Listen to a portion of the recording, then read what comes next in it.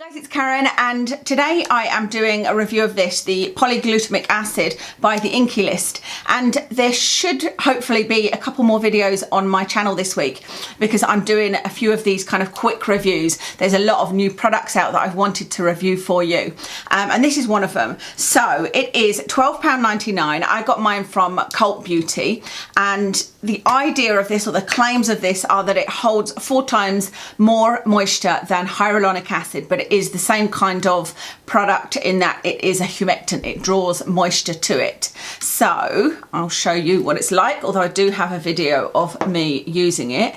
You can see that it looks pretty similar to hyaluronic acid. It's just a clear kind of gel. This particular serum feels a lot thicker than thicker and silkier than any other hyaluronic acid that I've used, and I prefer the feel of this to any other hyaluronic acid that I've used. But it's not a hyaluronic acid, it's a polyglutamic acid. Interestingly, there's a lot of ingredients in this serum, and polyglutamic acid is number 22 on the list, so it's not high on the list, but I believe this is a 5%, something like that. But I can't find any information on this being a topical ingredient that's been researched in skincare at all. You know, obviously the science behind how it actually works is there, but not as in it being tested in humans as a skincare product.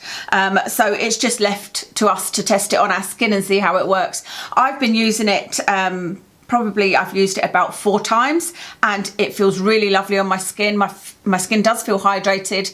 I have noticed that when I use this with an oil, it does pill, it does ball up on my skin exactly the same as hyaluronic acid did for me, but not as much as hyaluronic acid did. So I still have that issue that I had with hyaluronic acid, but I do like this enough to probably use this and avoid an oil when I'm using it, if that makes sense. I really do like the feeling of this. It feels really beautiful going on. It feels lovely and hydrating. There are no ingredients in here that I can see are an issue unless you're trying to avoid silicones. There are silicones in here. £12.99 is an okay price for this, being 30ml.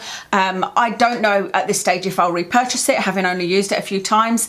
I would say if you want a full review of this, look out for it in my empties and fails, because I'll keep on using it and then see what I think once I've got to the bottom of it, because my skin has definitely been feeling dry, and so I will be able to tell if I feel that this has brought more moisture to my skin. I've definitely not had any bad reactions to it. So that's everything really to tell you about this. Let me know what you think about this kind of quick review format. The purpose of these, or the reason I thought about doing these, is because there's a few items that there isn't too much to say about them, and I am only doing a kind of first impressions review, if you like.